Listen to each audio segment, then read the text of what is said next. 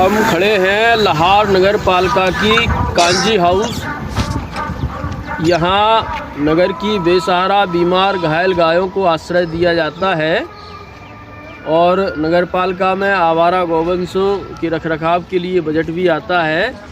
लेकिन देखने में आता है कि ये कांजी हाउस ज़्यादातर बंद रहता है और यहाँ कोई भी ऐसे पशुओं के संतुष्टिजनक रखरखाव चारे पानी के इंतज़ाम नहीं है। और यहाँ कभी कभी बीमार घायल गाय आ भी जाती हैं या उन्हें रखवा भी दिया जाता है तो उपचार के अभाव में, भूख प्यास के अभाव में उनकी मौत हो जाती है और उन्हें यहाँ से हटा के अन्यत्र उनके शवों को डलवा दिया जाता है। ये प्रशासन की एक बड़ी लापरवाही, नगर पालिका के जिम्मेदारों की एक अनदेखी है। हम इस संबंध में चर्चा कर रहे हैं लाहौर नगर के वरिष्ठ समाज सेवी पर्यावरण प्रेमी सुरेश चंद्र दुबे जी से। हम उनसे निवेदन करेंगे कि वो इस विषय पर वरिष्ठ अधिकारियों तक, यहाँ की जो एक गंभीर स्थिति बनी है कांजी हाउस में, पशुओं की देखभाल सही नहीं है, इस विषय पर अपनी बात कहें और वरिष्ठ अधिकारियों को अवगत करवाएं। दुबे जी, आप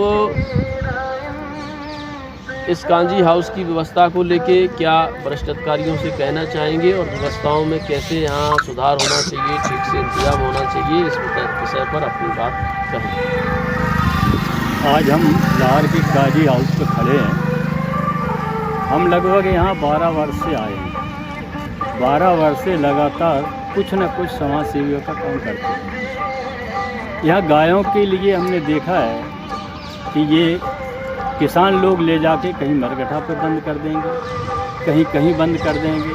बीमार हर साल हमारा अंदाज है लगभग 150 गाय मरती हैं और ये चीज़ नगर पालिका, प्रशासन, शासन सबको मालूम है, लेकिन कोई भी इस संबंध में एक भी कदम उठाने को तैयार नहीं है। कांजी हाउस में जब आओ तब ताला लगा रहता है, गाय कहीं भी पड़ी रहती हैं।